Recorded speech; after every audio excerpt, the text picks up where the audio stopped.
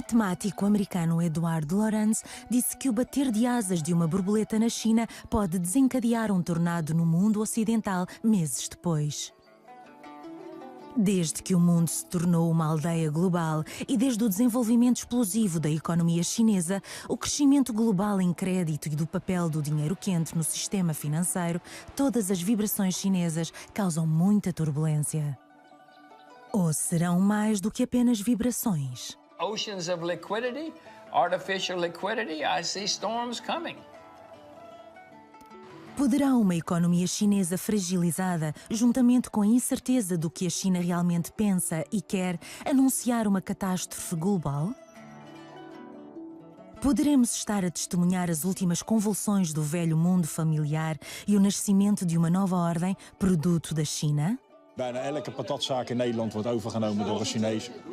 Merk jij wat van een cultuurverschil? The great flaw in the Western attitude towards China is the assumption that it should be like us. 中国希望别人羡慕中国，希望别人尊重中国。哎呀，你看中国真好，你看中国人家怎么怎么。Está a ver Backlight. Bem-vindos ao vosso futuro. Made in China.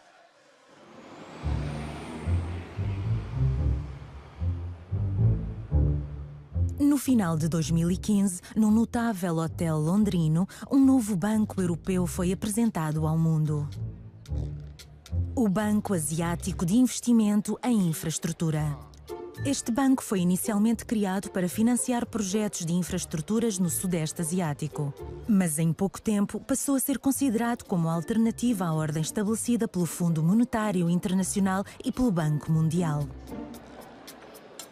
Estes controlaram as reservas internacionais do dinheiro durante décadas e moldaram a colaboração económica e desenvolvimento de acordo com os padrões e interesses ocidentais.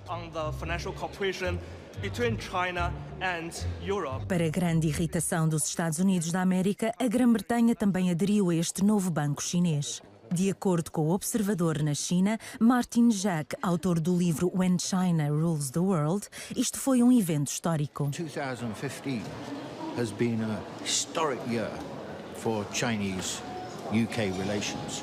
And it started with a dramatic development that no one really foresaw, which was the decision of the UK to join the Asian Infrastructure Investment Bank. Until that moment, the 21 members were all from Asia.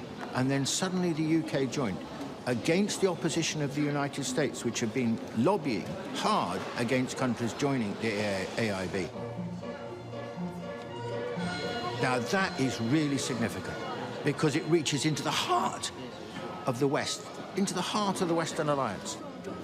I think what it means is that the rise of China is transforming the geometry of the world. It's unimaginable that in 10 years' time, the international financial system as we know it now will still be intact, because it won't. It will be new, and it will be drawn increasingly, gravitationally towards China. O homem responsável por este banco novo é Jean Lin-Quinn, ex-funcionário do Banco Mundial. É muito franco sobre o novo padrão de liderança no sistema internacional financeiro. Over the last 3 decades, we managed to lift 600 million people out of poverty. We do not intend to have China's development experience fully replicated in other developing countries, but we believe this is inspiration. That's why we want to have this bank. I think that it's an introduction also of the way in which the Chinese see the transformation of their own society, because their understanding is this, quite simply, that really China was transformed by its economic growth. And crucial to this economic growth was infrastructure, huge investment in infrastructure. And their conception is that this is vital to the transformation of the developing world. I think they have a feel, they have a sense, a priority concerning the developing world, which is quite different from the way the West and the developed world looks at it. However, we believe to have a new development approach to helping developing countries tackle poverty reduction, environmental protection, improving the livelihood of these people is key. And we would like to have a new development approach. That is why the Chinese leader wants to have this bank. That is why we want to have this bank to be managed by the highest possible international standard. But let me qualify this statement. When we say international best practice, I'm sorry, Martin, this is not the Western standard. The international best practice is not the Western standard. It's a standard Western countries, Asian countries, Latinos, we all work together to create. The international standard incorporates the best of experience, development experience over the last half century. And I'm proud to say China's development is a part of this experience. Maybe I should stop here so that you could have questions for me. Martin Jakes viveu em Hong Kong muitos anos. Durante muito tempo questionou o número de suposições sobre os desenvolvimentos na China que, de acordo com ele, estão incorretas. Chegou o tempo de uma nova interpretação do futuro. This is a different way of thinking too, you see. They know it's not their system. China doesn't bear the same relationship to the international system as the United States. The United States was the architect, the founder, the patron, the landlord. Yeah. Really, China's like the tenant. So the Chinese are not under any illusions about all this. You know, this is a world calibrated by and made in the first instance for the United States and also for Europe, especially historically Western Europe. So I think what their approach is and will be is step by step. If they identify a problem and a need, they will step forward and make a suggestion. They didn't used to step forward because for a long time they just kept quiet because they didn't want to upset the boat. They knew, you know, they didn't want to antagonize unnecessarily, and they were too preoccupied with dragging themselves up by their bootstraps, you know, out of poverty. So that was the Chinese preoccupation. Now they're in a different situation. They can start thinking, well, you know, about the world. You know, that's part of what the Chinese dream is about. What place are we going to occupy in the world? The Chinese president launched a new international bank on Saturday in Beijing that's being seen as a rival to the US-led World Bank. US opposition has failed to deter its allies from signing up to the Asian Infrastructure Investment Bank, including Australia, Britain, Germany and South Korea. The Chinese-inspired or Chinese-led or Chinese-shaped globalization is a new era that is unfolding before it. O Banco Asiático de Investimento em Infraestrutura é parte de uma grande iniciativa chinesa, um cinto, uma rota. A China está a iniciar e a financiar grandes projetos de infraestruturas, com o objetivo de ligar um crescente número de países com a China no centro, quando a nova Rota da Seda for um facto. Esta nova rede começou com países na Ásia Oriental, mas em breve se expandiu para incluir o Paquistão, o Irão, a Rússia, a Turquia e um número de postos avançados europeus. O porto grego de Pireus é um deles. Em 2015, quando a Grécia entrou efetivamente na bancarrota e a Europa fazia cada vez mais exigências aos gregos, a China viu a sua oportunidade. A COSCO, uma empresa pública chinesa, assumiu o controle da maior parte do porto grego. É aqui que os contornos da nova Ordem Mundial Chinesa se tornam visíveis. 不计时。当我们逐步理解到他们的时候，我们就要向他们进行宣传。应该说，我们是从叫做不远万里之外的中国来到希腊，我们怀着有一颗想支持希腊建设、想促进希腊经济发展的一种愿望。 现在对面就是这个比较清闲一点的。我们跟1号码头相比，我们有我们的优势。我刚才所讲的1号码头，他们仍然是制度上的问题。现在的希腊，在某个方面就像中国改革开放前一样，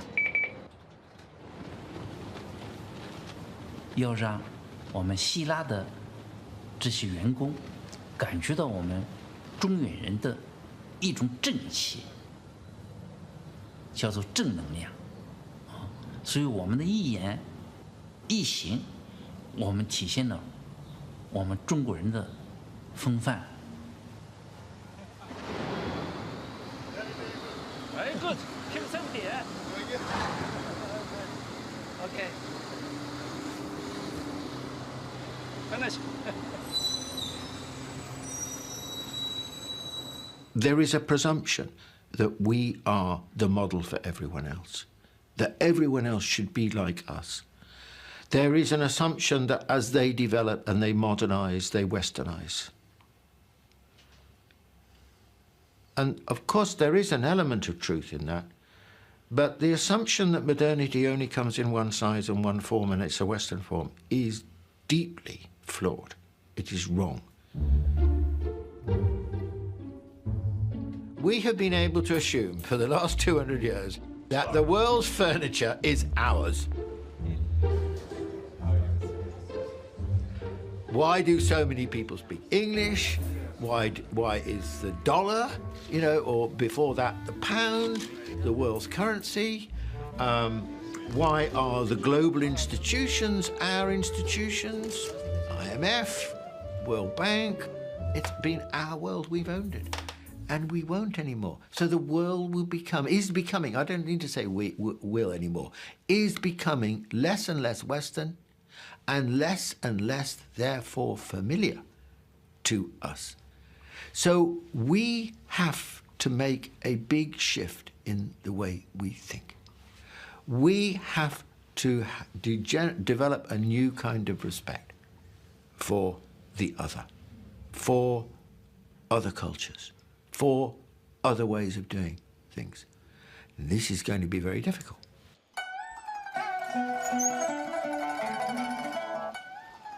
Na nova ordem do mundo, será importante entendermos a China. Como é que a China pensa? Como é que o país determina os seus objetivos? Em que se baseia a sua visão do futuro? Visitamos Yan Shutong, um estratega político na Universidade de Tsinghua, em Pequim. Ele estuda as formas pelas quais as escolas de pensamento tradicionais chinesas podem contribuir para as fundações de uma nova ordem na qual a China será líder. So this is my book. I argue that China will become the superpower by 这个西方人呢，他们有这么一个认为，他们是经济决定论。某种程度上来讲呢，他们和马克思对问题的认识是一致的。他们是一种什么思想呢？说人啊是一个经济的动物。当人们的生活水平改善了以后呢，他们的这个思想观念呢就会发生变化。那当他们的生活的物质生活条件一样的时候呢，他们的思想想法会一样。这是他们认识中国的错误的根源，就是他们是个经济决定论者。他们不知道人是一个政治动物，人他对世界的认识，他不仅仅来源于他的物质生活，还要来源于他的社会生活。中国现在需要的是什么呢？中国希望重新挖掘中国古代的政治思想，比如我做的道义现实主义的理论研究，就是从先秦的政治思想开始的，去研究中国古代的外交思想，然后借鉴来发展现代的国际关系理论。那么我知道，在音乐、在医药、在许多行业里，在建筑很多行业都在走这条路。这个社会失去道德，拜金主义严重，导致了这个社会出现了人们崇拜金钱，不讲道义，没有道德。所以从这意义上来讲，我觉得我们确实从中国来讲，中国需要在一定程度上重新借鉴我们中国古代的政治思想来治理这个国家。然后我们从2004年开始，我们就开始重新读中国古代先秦的著作。这本属于男子，碟子大，距5寸，25分寸，就这样。没有，从这儿开始念，从这儿。他是强调，在这一段里面就说要这个，治理国家一定要这个学这个，而且对于这个统治者来说要学这个。哦，对于个人来讲，对个人他没这个要求。那他你看人不学这个都是不知道呢对君子来说。那人不学不知道。我觉得这个都是对君子的要求，而且这一点我觉得也是这个古今不同的，就是所谓上智与下愚不移，就是有一部分人永远是下愚，但是对于这些人，这个要管理他们，这个没有说这些下愚这个也要学的。之前的那种呢，就是都希望中国强大，强大到什么程度呢？就是用我们自己话，强大到我们的汉唐盛世。那么那个时候呢，中国不仅仅是它的自个儿经济水平，它的 GDP 的规模在世界上第一，而且它文化在世界上占有最优先的地位。所以当时呢，和周边国家进行贸易，取得了这个关系也有很好的发展，和周边国家关系也比较好。我的想法就是说，中国希望的中国梦，就是说要恢复中国当年曾经拥有的那种国际社会受人尊重的地位。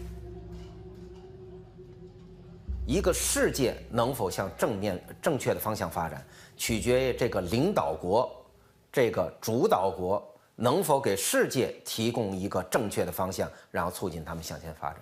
所以这样呢，就是说，如果把它说到我们生活里边更简单一句话，叫做“兵熊熊一个，将熊熊一窝”。也就是说，中国需要一个正确的、有能。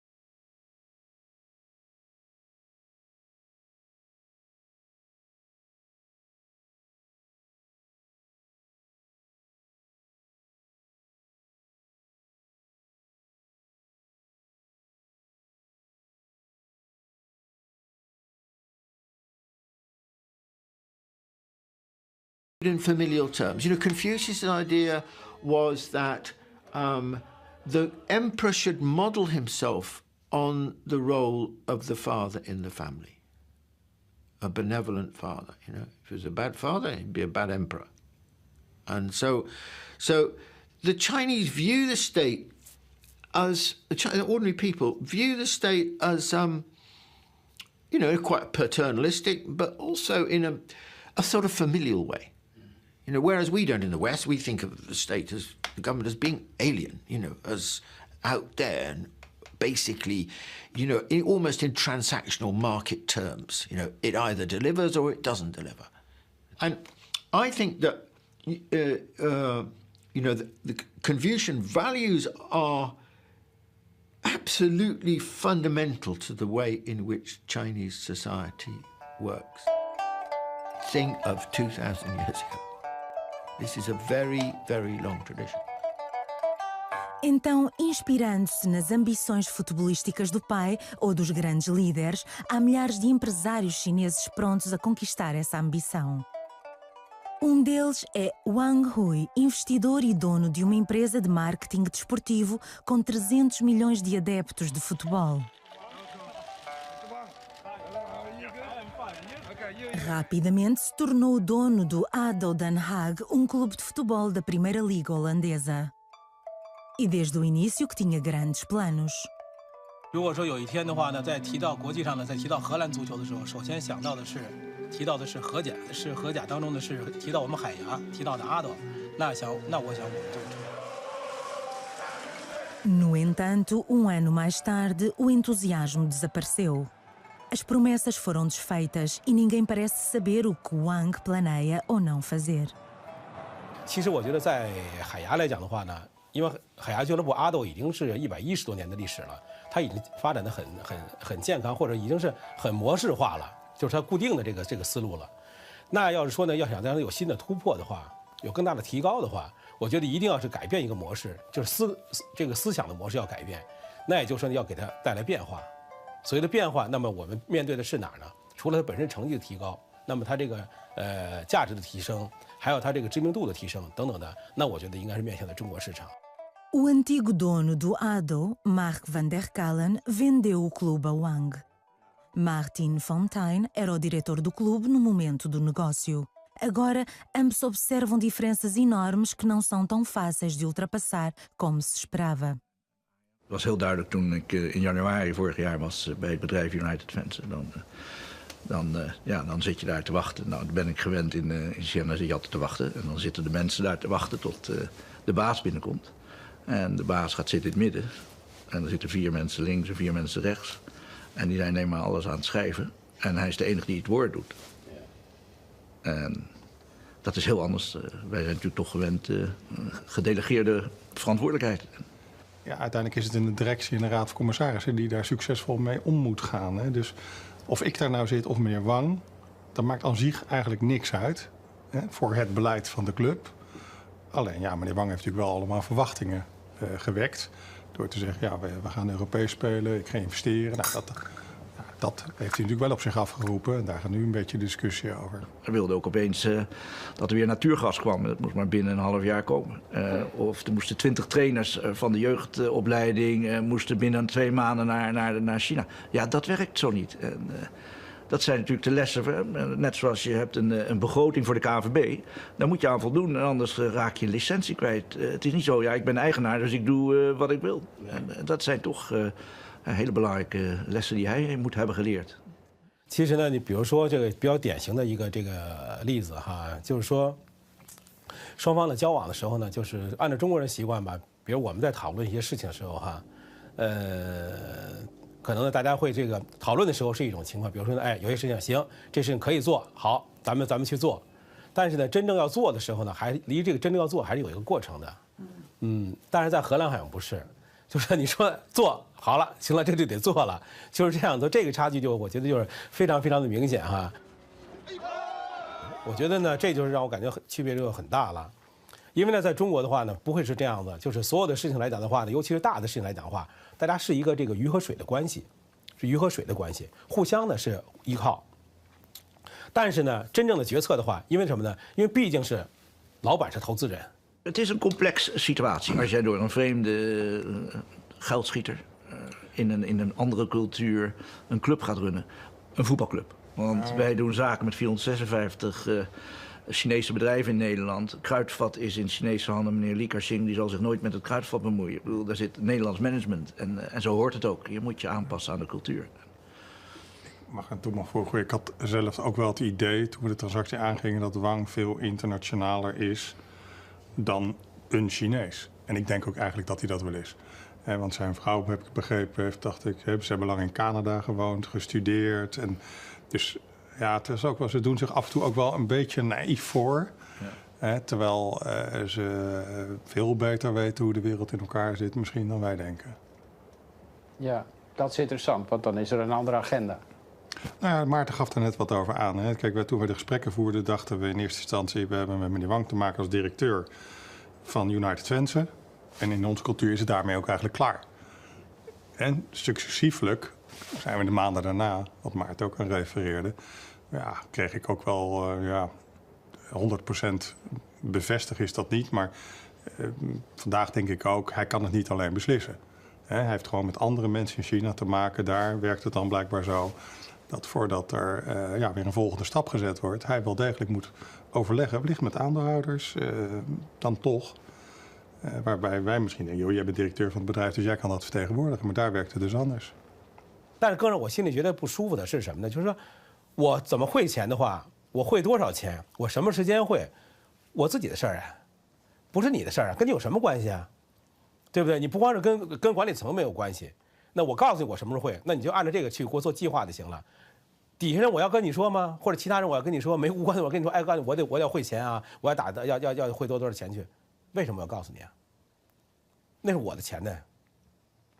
俱乐部又是我们的俱乐部，是我们投资的俱乐部啊。那怎么做的话呢？我干嘛要跟你说呀？所以我觉得这就很奇怪，这就是又是一个文化差异的问题。在中国的话，没有人这个 care 你这些东西的，没有任何东西，就是你去管这个的，你还倒是那什么了。你不能到外面去说你老板不好。bijna elke patatzaak in Nederland wordt overgenomen door een Chinees. Merk jij wat van een cultuurverschil? Je kent nog steeds je patatjeoorlog over. Ik kon niet traceren wat die Chinees nou met aarde moest. En dat ken ik nog steeds niet. Het viel wel op in het begin bij de supporters. Er was wel enthousiasme. Ja, maar ja, dat is logisch. Je speelt altijd rond de 14e, 15e plaats. Je speelt eigenlijk voor handhaving elk jaar. En dan komt er iemand binnen en die zegt van... wij gaan binnen 3 jaar gaan we die linkerkant bestormen en dan gaan we Europees voetbal halen. Ja, nou ja, dan als supporters zijn, dan word je daar vrolijk van. We hebben hem heel lang de hand boven het hoofd gehouden. De hele tijd van, nou ja, cultureel verschilletje en dit en dat. Ja, tot zeg maar 18 december, dat de laatste deadline weer verliep. Toen 5 januari, toen was het over. Ja, maar dat wil ik gelijk op inhaken. Dat woordje wat jij zegt, dat woordje cultuurverschil... Daar maak ik me constant kwaad om, weet je. Het woordje cultuurverschil, dat is absoluut het meest misbruikte woord in 2015 geweest. Maar meneer Wang deed dat ook. En aan alle kanten werd er gezegd, ja, maar jongens, China en Nederland is cultuurverschil. What the fuck is cultuurverschil? Je komt hier, je koopt hier een club, je verrampeneert die club. En dan gaat onze algeheel directeur, Jan-Willem Wicht, die het in mijn ogen fantastisch doet. Die moet iets naar buiten brengen, want die man die moet een keer iets naar buiten brengen. En dan zeggen ze, hij heeft hem beledigd. Hij heeft hem beledigd? Wat moet die man dan? Moet die man gaan zwijgen als het graf? En dan zeggen ze, ja, maar het is cultuurverschil, jongens. Dat kennen ze daar niet. Dat is een belediging van een Chinees. Jongens, een belediging is dat als je gewoon je centjes belooft over te maken, dan fucking pay dat geld. Dan is je belooft iets, leg dat dan neer. Dan breng je andere mensen niet in de problemen. En daar wordt iedere keer maar weer het woordje wat jij gebruikt, het woordje cultuurverschil, daar ben ik echt helemaal klaar mee. Ja, zoals we verleden jaar in Nederland naar de Griek gingen, gaan we nu hier in de regio Den Haag naar de Chinees. Ja, dat we bij de Griek kwamen van, nou betaal niet, want we hebben al genoeg naar je gegeven. Ja. Precies, zo ging het, hè, als je gyros ging ophalen. Maar zo gaan we nu naar de Chinees.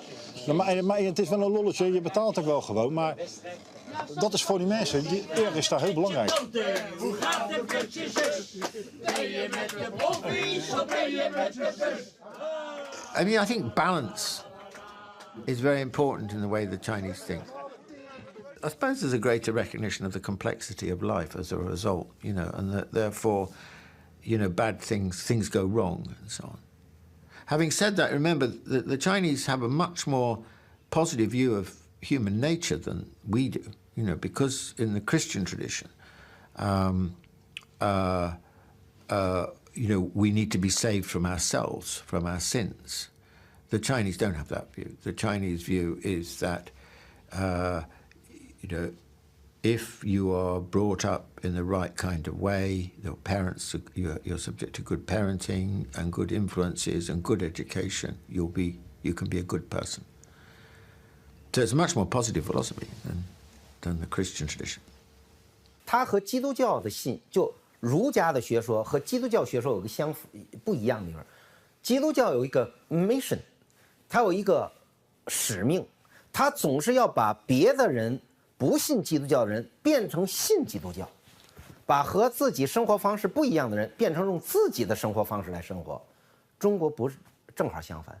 美国的为什么我们中国认为美国的政策叫霸权主义呢？它是霸道，不是王道，就在于美国是对外输出自己的价值观，就是说，比如说我说去解放利比亚，解放伊拉克。他认为伊拉克的政治制度和意识形态跟我不一样，我把你们解放了，让你们跟我们一样，这是从儒家思想讲，这是很错误的一个的。儒家讲的是叫做来而不拒，不枉教之，就你要跟我学，我教你；你要不跟我学，我绝不会去你那儿来派军队去改造你，这是错误的。霸权主义就是用暴力来改变别人的思想和制度。而中国的传统观念里边讲道义是不能去改变别人，这是区别。美国就是太希望把别的国家变得跟美国一样。In the long run, of course, the international system will be utterly transformed by the rise of China. Utterly transformed. It is inconceivable that this will not happen. The fact is that since the financial crisis, the global economy has been extremely dependent on the performance of the Chinese economy, much more dependent on the Chinese economy than the American economy, much greater contributor to global growth than the American economy has been nearly stagnant. The Chinese economy has carried on growing. And I think that this is sort of in some way recognized now by the reaction, the concern in the West about the health of the Chinese economy. Há sem dúvida preocupação. Depois de décadas de crescimento quase alucinante, a atmosfera mudou no fim do verão de 2015. De forma totalmente inesperada, o Banco Central Chinês anunciou a desvalorização da moeda chinesa, o RMB. Até esse momento, estava fixado ao dólar. Agora as pessoas perderam a fé na sustentabilidade da economia global, o que causou o pânico na bolsa e nos mercados monetários. Antes da crise financeira de 2008, o investidor Jim Rogers mudou para Singapura para estar perto das montanhas douradas da China. Na sua opinião, quais seriam as consequências de uma crise chinesa? The Chinese currency has been the strongest currency in the world for the past 10 years. Now, China has its own problems, too. In 2008, when the world had a problem, China had huge amounts of money saved up for a rainy day. It started raining, they started spending. But now China, too, has debt. China's built up a fair amount of debt here in the past 8 years, which they never had before for historic reasons. So China's going to be in more difficulty this time around than before. Okay. So what caused this debt of China? Well, partly when the world got into trouble and the Chinese government started spending money, they encouraged all the provinces and companies to spend money as well. And so they went out and started borrowing money. That now there's a market in China for lending, much more than it ever was before, at the banks and outside the banks. We are facing worse times than we had in 2008 because the debt is so much higher now, and the money printing has been staggering since then. The central bank in the United States in 2008 had a balance sheet of $800 million US. Now it has nearly $5 trillion. It's gone up over 500%, 600% in those 7 or 8 years. That is a lot of debt. The U.S. government debt is up by trillions since then. Europe, you talk about austerity. No country in Europe has lower debt now than it had in 2008 or even last year. Every European country has higher debt this year than last year, and next year the debt's going to be higher again. So no, we've got staggering amounts of debt now. Staggering amounts of money have been printed. It's going to be worse next time around. Be worried. And so we don't have China to save us this time. Well, China is in better shape than most of us, but China, too, has debt now.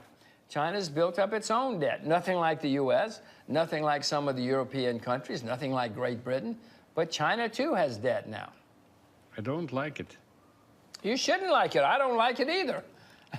Let me say again, you should be knowledgeable, you should be worried, and you should be prepared. I don't like it at all. You know, I'd like to just be able to look out the window and say, oh, things are great. I don't have to think and worry about anything. But now I look out the window and I see artificial oceans of liquidity, artificial liquidity. I see storms coming.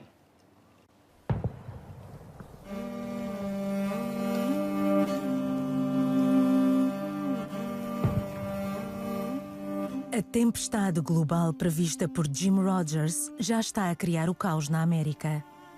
Mas qual é exatamente a ligação entre a política financeira chinesa e o pânico no Ocidente? De acordo com o investidor Peter Schiff, os chineses jogam um jogo que levará a um sistema monetário diferente, no qual o dólar já não terá liderança.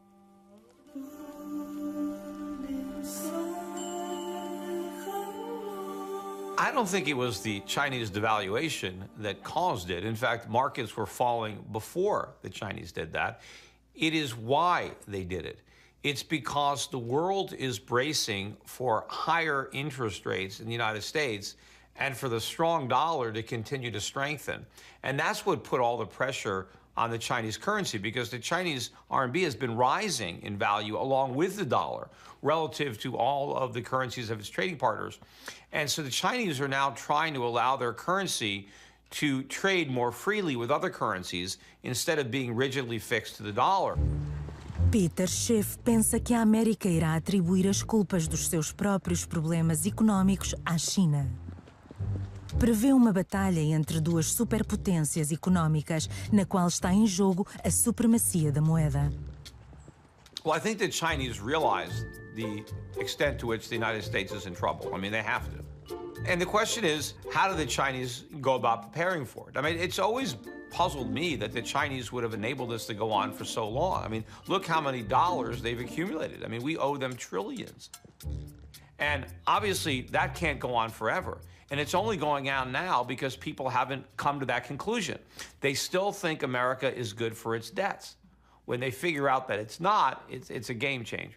And I think the dollar is ultimately going to collapse. And when that happens, the Chinese RMB is going to take off. I think this is a head fake move with the Chinese currency going down. The real move is going to be upwards. And, you know, this is a two-edged sword. Yes, the Chinese are allowing their currency to fall now, but that means they're preparing to allow it to rise once the dollar turns direction. And if the Chinese are no longer there to prop up the dollar, the next time it falls, it's not going to stop. And that's imminent. Yes, and I think the Chinese understand this, and I think the Chinese are preparing for a post-U.S. dollar reserve currency world. I think that's one of the reasons that they've been buying up so much gold. You know, the Chinese are the world's largest producers of gold, but they don't export any of it. They actually import gold. And I think the government has been less than honest about how much gold they actually own, because I don't think they want the markets to realize how large their appetite is. And I do believe that over the last few years, as so many speculators have been selling gold on the anticipation of this strong dollar and rising interest rates, I think the Chinese have been quietly buying. Well, I think that's going to be a positive development. I think the monetary system we have now does not work. I mean, you can't really have a monetary system without money, and that's what we have. We just have a little piece of paper, but there's no intrinsic value there. I mean, gold is money because gold is a commodity. I mean, money needs to be a commodity. It has to have value.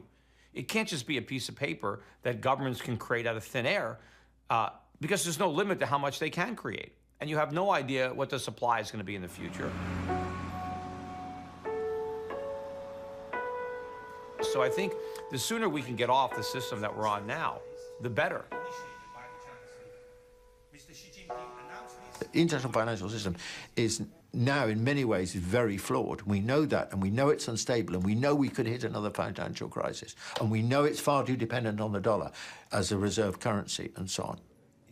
New institutions will arise according to circumstances, because ultimately it's about what the global economy requires, what it needs, what kind of financial reform is appropriate.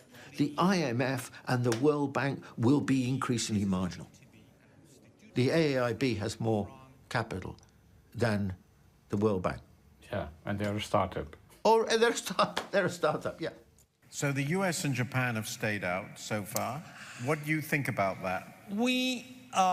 Have they been very foolish? I'm sorry, you should pick your words more carefully.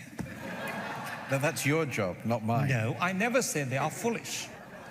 I understand it might be difficult for some countries, for whatever reason, to make a decision to join. So my idea is very clear.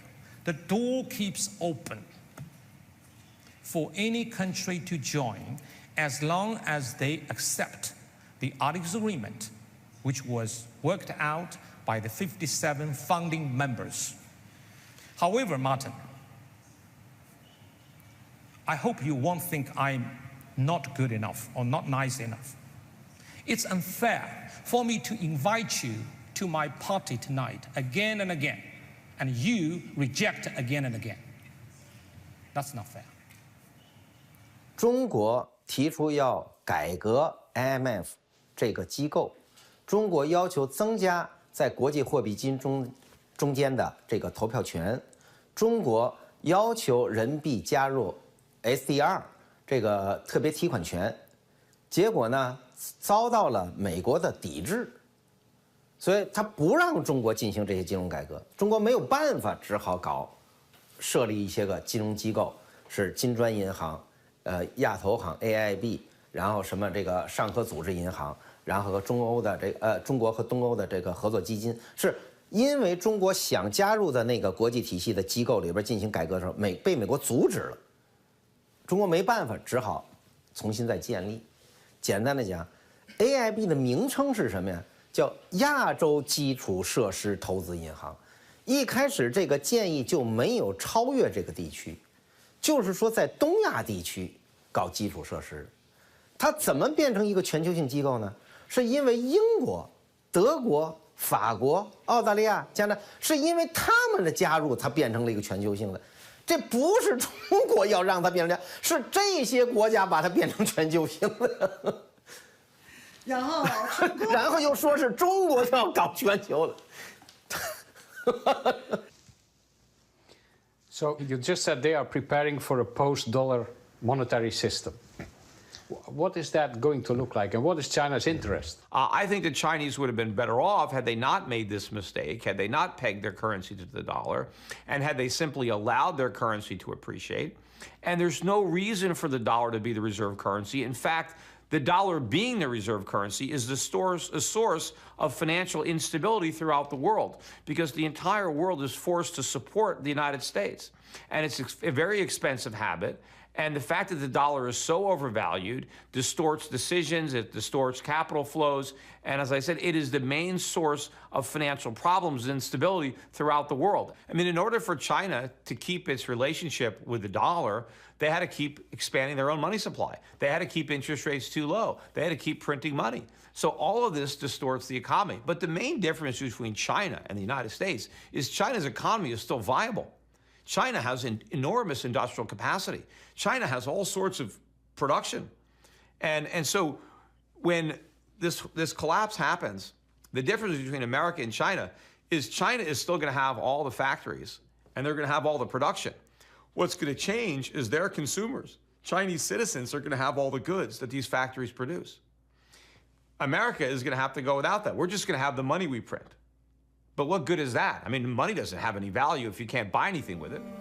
The sooner the world gets off this dollar standard, the better off the world is going to be. E então passaremos à inevitável Ordem Mundial Chinesa. Uma ordem com contornos definidos. Em vez de reforçar a supremacia, ganha-se admiração e todos quererão ser como nós. 那中国的安排什么呢？中国希望别人羡慕中国，希望别人尊重中国。哎呀，你看中国真好，你看中国人家怎么的？中国希望被别人尊重，被别人羡慕，被别人欣赏。他只不过就是西方比中国强大，他认为西方比我们文明。当他比别人强大的时候，他又调过来说：“你看，我比你文明。”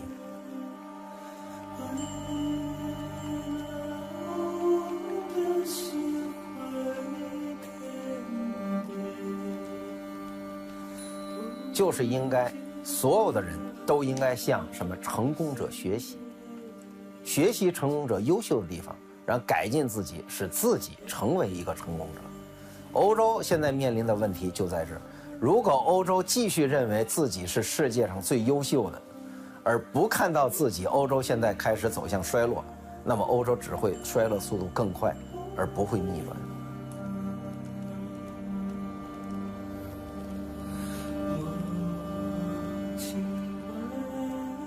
欧洲人呢，就是比较喜欢报复，这是跟儒家文化很不同的一点，是吧？就是特别就是我要报复，我要用军事手段要报仇，就是报仇的心理在欧洲文化中间比中国文化中间有严重的多，是吧？欧洲的这个莎士比亚写的那些剧里，很多都是复仇剧，欧洲的很多小说都是复仇的小说，是吧？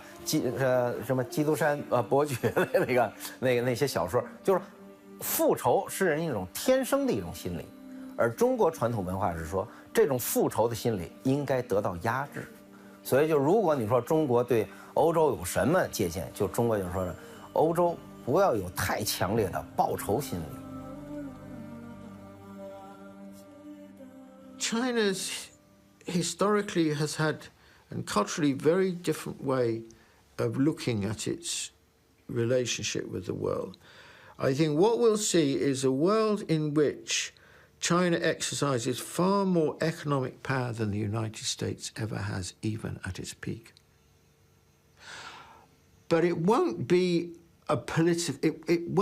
It won't interfere in the governance of other countries in the way in which the Western tradition has. And that era that we've lived through has been, in my view, an extremely authoritarian and undemocratic world system. And the great change that's happening now is that with the rise of the developing world, where 85% of the world's population lives, they increasingly are being enfranchised, acquiring a voice, acquiring a say in the future of the world. So in a rough and ready way, this is something to be hugely embraced. We are moving towards a world which is no longer essentially ruled by a tiny minority of human population, as increasingly the majority of the world's population will be, as it were, in some way or other, running it.